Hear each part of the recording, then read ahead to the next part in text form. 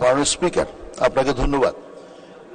আমরা rigid pavement এবং flexible pavement অর্থাৎ আরসিসি রাস্তা করা এবং বিটুমিনাইজ রাস্তা করা, এটা আসলে আমরা এটা ভাগ করে আমরা করি। যে সমস্ত জায়গায় সবসময় আর্দ্রতা থাকে সে সমস্ত আপনার রাস্তাগুলা আরসিসি করাটা অপরিহার্য।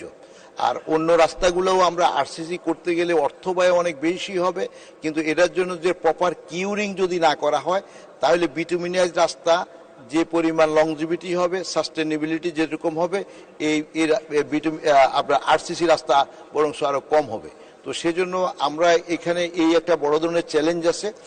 আমরা আপনার একবারে হোলসেল অর্থাৎ সব আমরা আরসিসি রাস্তা এই মুহূর্তে যাওয়া যাচ্ছে না এবং এটার বাস্তবতার সাথে অনেক রকম চ্যালেঞ্জ আছে। তো আমরা যে সমস্ত রাস্তাগুলি আরসিসি করা দরকার সেগুলোকে গুরুত্বের সহিত আমরা বিবেচনা করছি। মাননীয় স্পিকার, আপনাকে ধন্যবাদ।